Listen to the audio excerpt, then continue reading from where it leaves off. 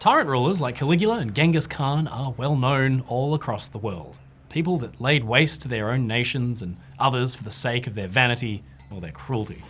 Now, their names have lived on centuries after their death and aren't going to be forgotten anytime soon. There are some figures, though, who deserve to stand alongside them but haven't achieved the same level of notoriety, be it thanks to their time period or simply where they were from. History is full of nasty leaders, insane, murderous despots whose cruelty could be legendary. One of these figures is Ranavalona I, who ruled the island of Madagascar with an iron fist for decades.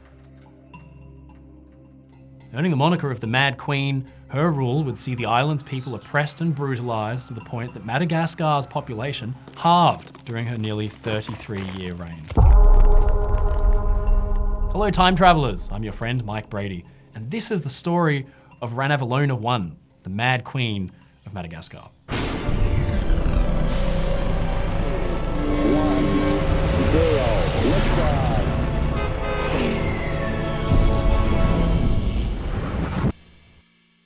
Our story begins in the late 1700s when Queen Ranavalona was born into a minor branch of the royal family of the Marina Kingdom, one of the numerous small kingdoms that governed Madagascar at the time. When she was young, her father alerted the king to a plot intending to murder him. As a reward for his loyal service, Ranavalona was adopted by the king himself.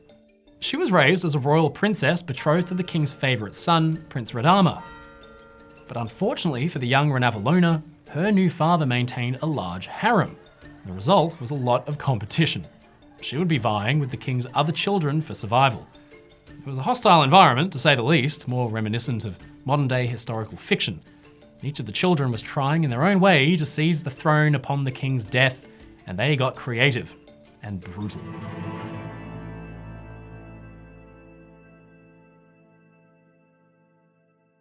Some of the children lost the political game, and they were executed to ensure the safety of the new monarch. And as you can imagine, this wasn't the best environment for the young Ranavalona to be entering into, and she quickly developed her ruthlessness to ensure her own survival. When the king died in 1810, her husband accepted the throne as King Radama, and she became one of 12 queens, all married to the king. But when King Radama died in 1828, Ranavalona moved quickly to secure her own power.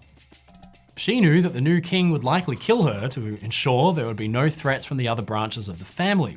So to make sure this didn't happen, Ranavalona formed a small group of allies in the military and occupied the royal palace while news of the king's death was still spreading. On the 1st of August, she was proclaimed Queen of Madagascar and moved to cement her power quickly. Now, her first act was to eliminate any rivals, and she wasted no time in doing it. Rakatobe, the prince that should have ascended the throne, was quickly speared to death, along with his entire family. There was, however, a cultural taboo against shedding the blood of female members of the royal family. So, to get around this, Ranavalona decided to simply starve the women of Rakatobe's family to death, proving once and for all that legal loopholes can be found in almost any situation.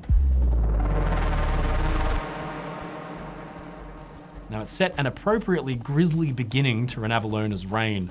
With the death of her rival, she cemented herself and her power for decades to come. In a speech to the crowd at her coronation, she declared defiantly that "I will rule to the good fortune of my people and the glory of my name. I will worship no gods but those of my ancestors. The ocean will be the boundary of my realm, and I will not cede the thickness of one hair of my realm." Bold words, and she certainly meant them. She encouraged the adoption of new technologies as a means of securing her own rule and maintaining the island's independence. However, this didn't mean she was open to foreigners. Now, apart from a select few European experts that were allowed to advise the government in matters of development, Madagascar under the rule of Ranavalona became a country not unlike Japan was at the time, closed off to the outside world and strictly maintaining their own traditional order. She was particularly hostile to Christianity, which she saw as a means of European influence on the population. She made several gestures towards suppressing the religion, at first merely banning Christian wedding ceremonies and baptisms. However, European missionaries continued to arrive, much to her annoyance. Now, finally, in 1835, she banned the religion entirely among her subjects, and most of the missionaries departed the island in fear. And those few Malagasy, or natives to the island of Madagascar, who continued to practice the religion were unsurprisingly subjected to extreme persecution.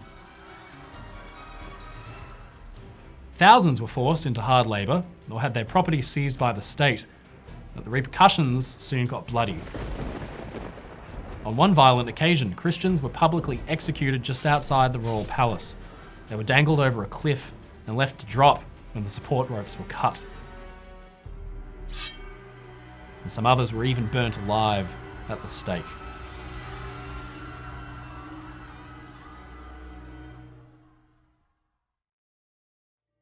And meanwhile, one of the few Europeans allowed in the country was Jean Laborde, a Frenchman who washed ashore in 1831 after a shipwreck. With European armies seeking to expand their control, Ranavalona quickly saw the utility of this foreign expert and enlisted his aid. Laborde helped build the factory town of Mantaseo, which provided the Madagascans with firearms and gunpowder, as well as other industrial products like soap and ceramics. This made Madagascar not just independent, but also fairly wealthy because these goods could be traded. Now, on top of this, these new technologies helped Ranavalona in fending off European invasion attempts, as well as securing her own power. Now, there were few in Madagascar that could resist an army as large and modern as hers. Now, this left her with time on her hands, and she put it to good use.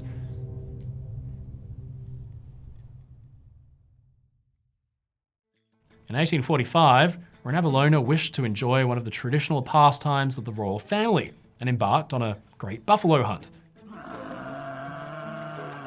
Now, this wasn't to be an ordinary hunt, however. As a show of power and a way of cementing her glory, the Queen commanded that all the noble houses of the island accompany her, and each noble was required to bring his entire household and slaves with them.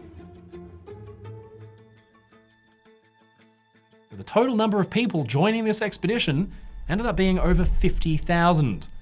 And needless to say, this walking city was not an easy thing to manage. To make matters worse, she had previously forbidden the construction of roads in her realm for fear it would make a European invasion easier. As such, she commanded a road be built for her as she and the party progressed. 12,000 peasants and slaves were forced to desperately dig ditches, cut down forests and build roads so that they would just be always one day ahead of the Queen's party. And for each of her nightly stops, she demanded a fortified town be built from scratch. Ranavalona didn't seem to care much though. She made no preparations for supporting such a large number of servants and followers, and even expected her followers to supply their own food. This turned the hunting party into what effectively was a large bandit group, forced to raid whatever villages were nearby simply to survive and follow the whims of their queen. When the workers building the road died, she would simply press into service whatever villages were nearby at the time. All in all, the hunt lasted for 16 weeks, and around 10,000 people died of starvation or overwork because of it. Adding insult to injury, the hunting party was too slow to even hunt, and in 16 weeks, not a single buffalo was killed. After this pathetic display, Ranavalona went back to governing her empire in the equally callous fashion. She replaced trial by jury with an arbitrary, ridiculous process called trial by tangena. Now, tangena was a poisonous nut, and this trial was performed by forcing a person to eat 3 chicken skins followed by the tangena. And if a person vomited up all 3 skins, they were considered innocent. If they failed to vomit them up though, then they were found guilty. Now, such was the justice of her kingdom. And some suggest as many as 3,000 died from this kind of trial every year. Now, to fund her infrastructure and support her army, Ranavalona made extensive use of the Madagascar forced labour system. Every year, subjects would be compelled to perform labour in the name of the crown in lieu of paying taxes. Now, these forced labourers not only gave her a valuable workforce for projects like her own royal palace and factory town, but also allowed her to form a large army. At its peak, her forces numbered between 20,000 and 30,000 men, which she used to suppress opposition to her rule. She declared that whoever breaks the laws of my kingdom will be put to death, whoever he may be. Now this, combined with her paranoia and the archaic methods of the trial, resulted in massacres the likes of which had rarely been seen.